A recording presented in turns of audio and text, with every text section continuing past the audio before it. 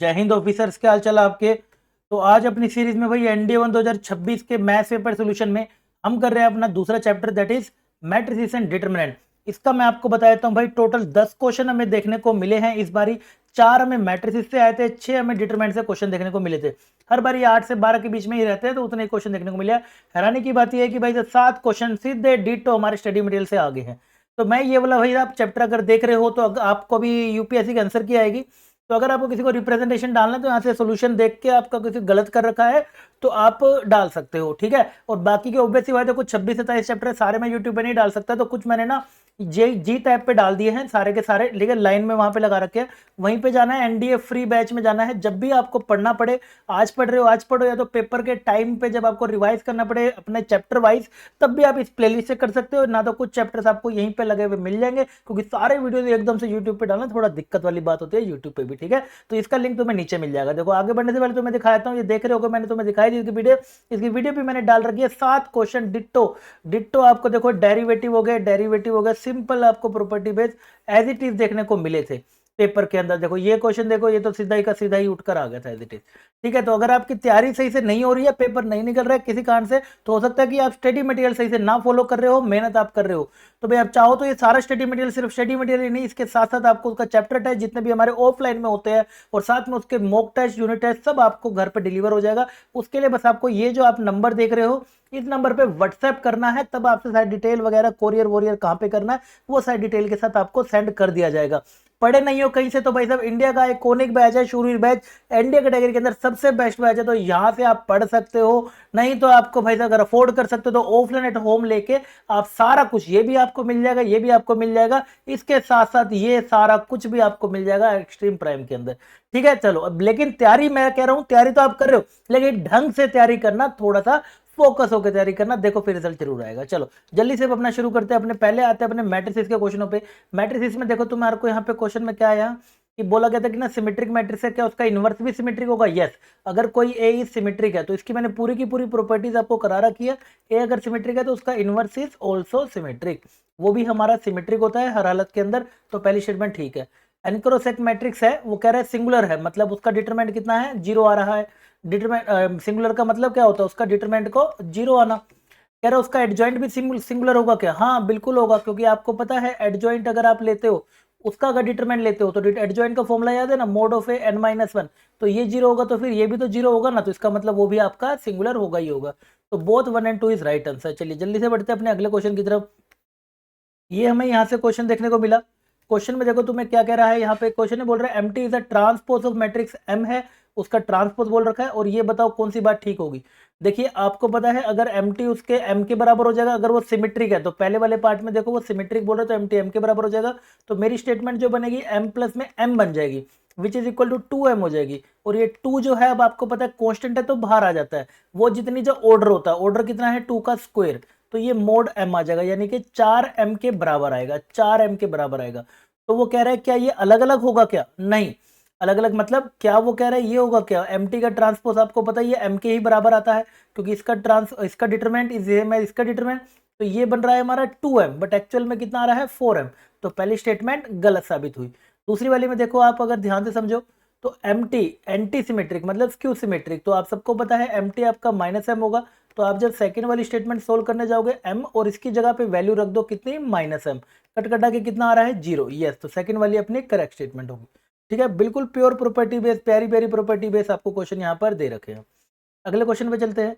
Question में देखो आपसे कह रहा है एम एक्स स्क्वायर मैट्रिक्स है आपकी, such that M cube is M है, और उसका डिटरमिनेंट आपसे पूछा है। तो ऑब्वियस सी बात है, डिटरमिनेंट तो आपको लगाना ही पड़ेगा दोनों तरफ। अगर डिटरमिनेंट पूछा है तो डिटरमिनेंट हमारा अंदर चला जाता है, पावर हमारी बाहर आ जाती है।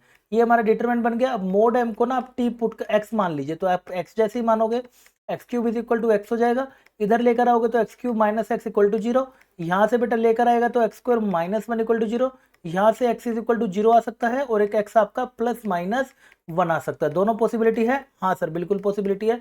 तो ये m की ना आपकी 3 पॉसिबिलिटीज वैल्यू निकल कर आ रही है। ये +1 भी आ सकता है डिटरमिनेंट, और डिटरमिनेंट -1 भी आ सकता है। तो कितनी पॉसिबल हो गई? 3 आपका आंसर आ गया। देख रहे हो कितना आसान। डिटरमिनेंट यार हर बार ये आसान आता है, अगर आपने ढंग से सही कंटेंट करा है और घर से प्रैक्टिस सही से जगा रहे हो, क्योंकि मैं जानता हूँ बच्चे मेहनत करते हैं, मना नहीं कर रहा कि तुमने मेहनत कर रहे हो, दिन रात नोट्स बना रहे हो, प्रैक्टिस करो, लेकिन प्रैक्टिस आप क्या कर रहे हो, वो स्टडी मटेरियल बहुत इंपॉर्टेंट है। घर से अगर ये चीजें पढ़ के जाओगे तो पेपर बहुत आसान था। क्वेश्चन में देखो PQR में दे रखा है, ये आपका पॉजिटिव है, which one of the following is correct. तो आपने डिटरमिनेंट इसका पॉजिटिव पुट करना है, तो पहले डिटरमिनेंट को ओपन कर लो। तो डिटरमिनेंट को जैसे मैंने ओपन करा, YZ -1 हो जाएगा, -1 इधर जाएंगे तो हमारा Z -1 हो जाएगा, +1 पे जाएंगे तो 1 - y, पॉजिटिव है तो ग्रेटर देन 0 होगा। तो आप इसको थोड़ा सा ओपन करिए, XYZ -x -z प्लस में 1 और प्लस में 2, नहीं प्लस में 2 नहीं, यहाँ पे हमारा हो जाएगा ना, ये हो जाएगा +1 -y ग्रेटर देन 0। इसको आप उस तरफ ले जाइए सारों को, तो उस तरफ लेके जाते हो तो ये बनेगा XYZ +2 और उधर चला गया x + y + z। तो उसने x + y + z को कितना दिया है p और इसको दिया है q। तो q + 2 ग्रेटर देन p आ रहा है, तो q + 2 greater than p, c is right answer. आप सोच रहे होगे कि अगर यहाँ पे सर क्या ग्रेटर देन इक्वल का साइन नहीं लगेगा, नहीं लगेगा, क्योंकि पॉजिटिव नंबर बोला है। 0 is non positive non negative integer, non positive and non negative integer, तो आप वहां पे उसको नहीं लगा सकते, मतलब इक्वल का साइन आप नहीं लगा सकते, ये कहना चाह रहा हूँ। ठीक है, चलो जल्दी से बढ़ते हैं अपने नेक्स्ट क्वेश्चन की तरफ। चारों हो गए, फटाफट से आते हैं अपने डिटरमिनेंट वाले सेक्शन पे। डिटरमिनेंट से हमें 6 क्वेश्चन देखने को मिले थे, they were very very easy, very easy. Question में देखो तुम्हें यहाँ पे क्या कह रहा है कि डेरिवेटिव निकालना है फंक्शन का। यहाँ पे मैं आपको पहले, आप दो तरीके से कर सकते थे, या तो पहले इसका डिटरमिनेंट खोल लो और फिर 2 बारी डेरिवेटिव करो, नहीं तो आपको सीधा इसका ना कॉन्सेप्ट ही आना चाहिए। मैं आपको इसका कॉन्सेप्ट सिखाता हूँ, होता क्या है डेरिवेटिव डिटरमिनेंट में। मान लीजिए जैसे आपने डेरिवेटिव कर रहे हो, आपके पास ना 2 वाला मैं लेता हूँ, ज्यादा बड़ा नहीं कर रहा, या चलो बड़ा ही ले लेता हूँ। 1 3 हो गया, ये आपका 2 1 हो गया, ये आपका 2 2 हो गया, ये आपका 2 3 हो गया, दिस इज 3 1, दिस इज 3 2 और ये 3 3 हो गया।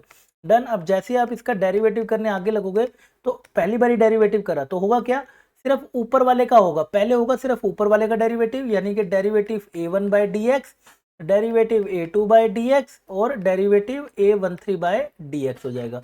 और नीचे वालों को एज इट इज रहने दो, a21 नीचे वाला, a22 नीचे वाला, a23, फिर a31 a32 और a33, ये आपका बन जाएगा। फिर प्लस, अब ऊपर वाले को छोड़ दो, अब ऊपर वाले को एज इट इज रहने दो जैसा वो था।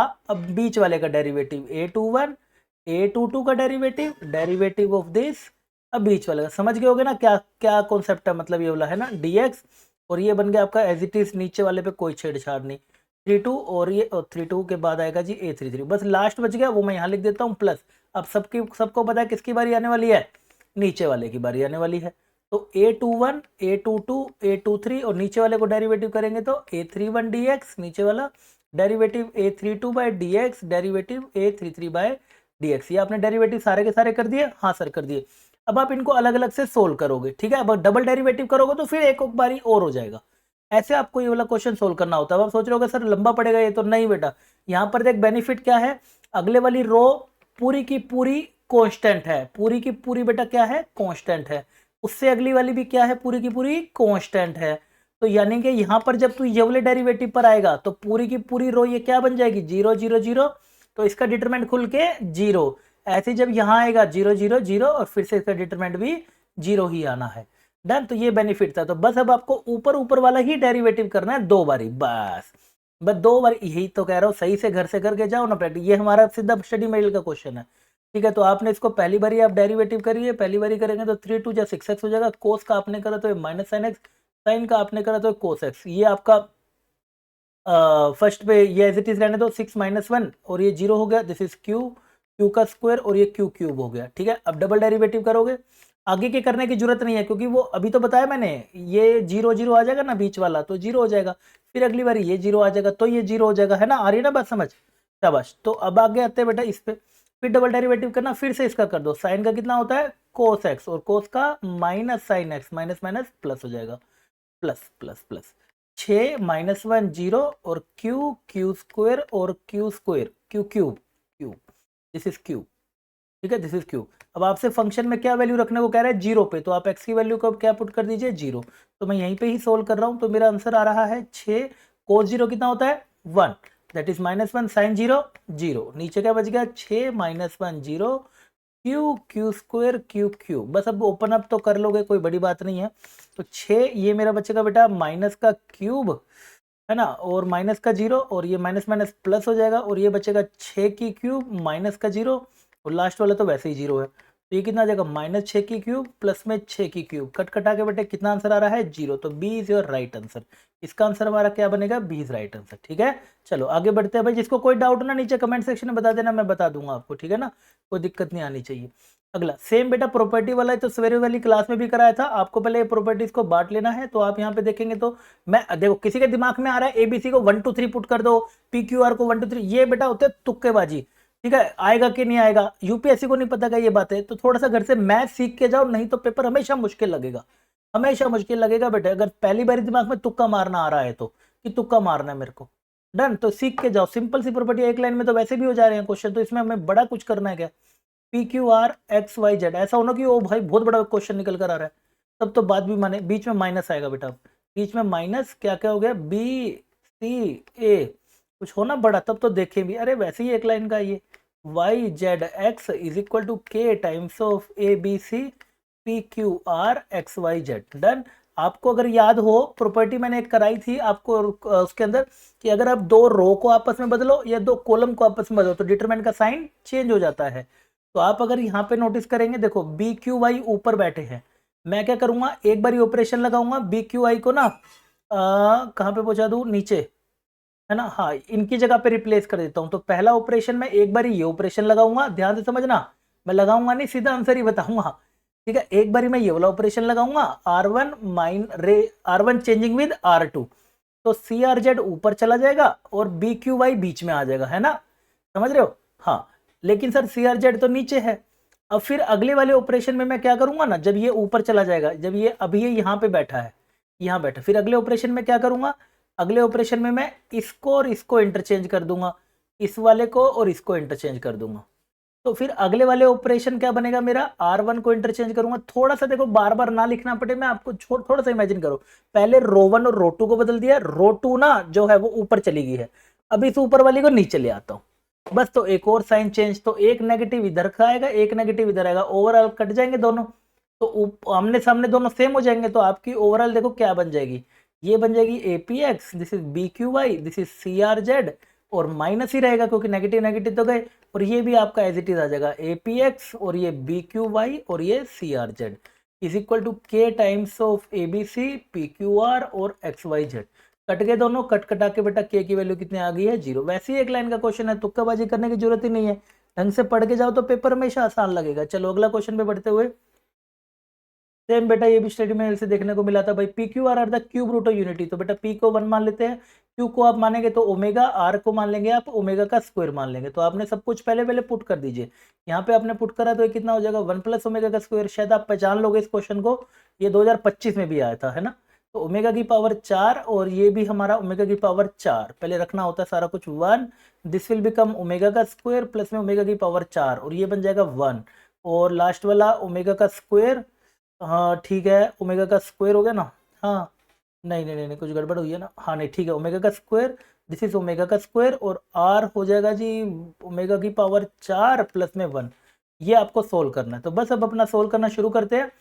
तो ओमेगा का सबको पता है 1 प्लस ओमेगा स्क्वायर को हम क्या लिख सकते हैं माइनस ओमेगा, और ओमेगा 4 को क्या लिख सकते हैं ओमेगा, और इसको फिर से ओमेगा। नेक्स्ट इसको भी लिखना चाहूँ तो ये भी फिर आपका ओमेगा ही बच जाएगा। तो ये मेरा बच गया 1 एंड ये होता है -1 और ये होता है बेटा 1, तो ये हो जाएगा बेटे ओमेगा स्क्वायर, ये ओमेगा स्क्वायर, और ये हो जाएगा जी आपका 1 प्लस ओमेगा, मतलब 1 प्लस ओमेगा को क्या लिख सकता हूँ माइनस ओमेगा स्क्वायर, है ना, ये लिख सकते हैं ना, बिल्कुल लिख सकते हैं।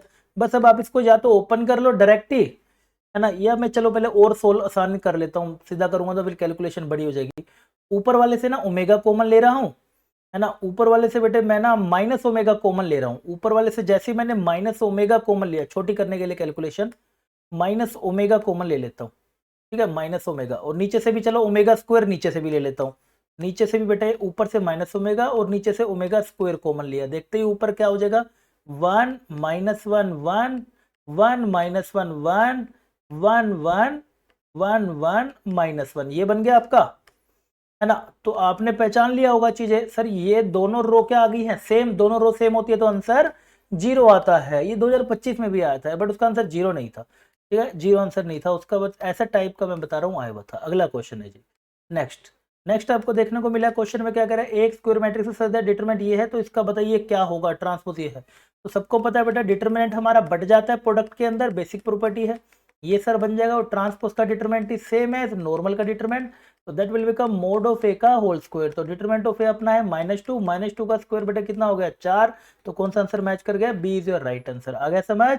ऐसे बेटे आपको आसान आसान से क्वेश्चन उन्होंने दिए थे इस बारी बहुत ज्यादा। अगला क्वेश्चन है जी नेक्स्ट, m इंटू में एडजॉइंट m, आपको यहाँ पर तो सिंपल प्रॉपर्टी पता होनी चाहिए थी कि किसी भी मैट्रिक्स को अगर उसके एडजॉइंट से मल्टीप्लाई करें तो उसका डिटरमिनेंट इनटू आई आता है, याद आ गया। मतलब एक मैट्रिक्स बनकर आती है ना इस तरीके से, है ना। तो अब आपसे वो क्या कह रहा है, मतलब आप इसमें डिटरमिनेंट ऑफ m निकालो, मतलब मैं कह रहा हूँ पहले आपने डिटरमिनेंट ऑफ m निकाल लो। तो डायगोनल मैट्रिक्स है तो सीधा मल्टीप्लाई हो जाता है, 2 2 4 4 दूनी 8, ये आ जाएगा। तो बेसिकली आपका m इंटू में एडजॉइंट m आ गया आपका 8i आ गया। Clear clear. अब आप इसका दोनों तरफ ना डिटरमिनेंट कर दीजिए, दोनों तरफ आपने डिटरमिनेंट कर दिया। डिटरमिनेंट की प्रॉपर्टी आपको पता है ये बट जाती है, सिर्फ प्रॉपर्टी बेस्ड क्वेश्चन थे। और ये आई है कितने ऑर्डर का, 3 क्रॉस 3 का, क्योंकि एम भी आपका 3 क्रॉस 3 का, तो ये भी 3 क्रॉस 3 का। 8 बाहर आएगा, 8 की पावर 3 बाहर आ जाएगा।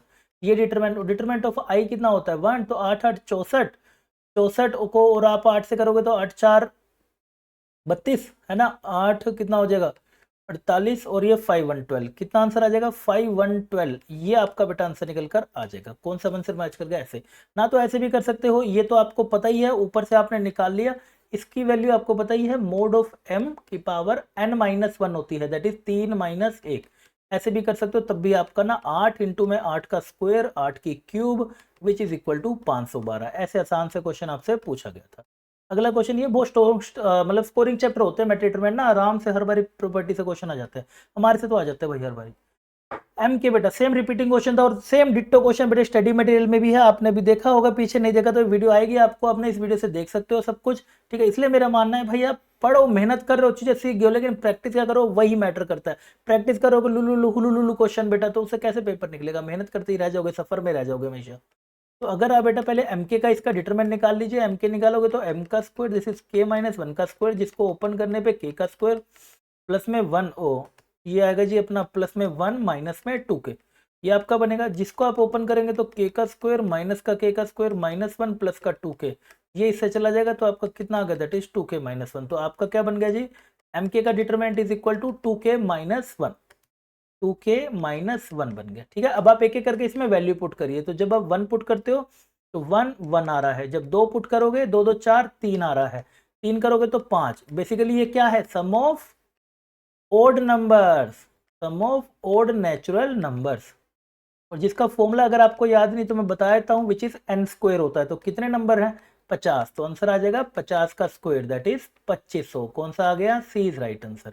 अगला क्वेश्चन नेक्स्ट आता है जी, बस तो ये सारा कुछ था हमारा जो मैट्रिक डिटरमिनेंट के अंदर हमें करना था। आई होप सबको समझ आया। किसी को डाउट हो तो भाई आंसर की अगर किसी को रिप्रेजेंटेशन डालना हो तो डाल लेना, और बाकी के भी ना मैं आपको जीत ऐप पे ये सारे शेयर कर दूंगा, बाकी के भी आप वहां से जाके देख लेना, नीचे आपको ऐप मिल जाएगी। बाकी भाई ढंग से मैं ये एडवाइस करूंगा, पढ़ रहे हो ना एक बार ढंग से तैयारी करो अगर कर सकते हो तो, नहीं तो बेटा सिर्फ अंधेरे में तीर चलाते ही रह जाओगे, ठीक है। आई होप सबको समझ आया होगा बेटा। बाकी कोई डाउट हो तो कमेंट सेक्शन में मिलता हूं आपको अगले चैप्टर के साथ, तब तक के लिए बाय बाय, टेक केयर, जय हिंद।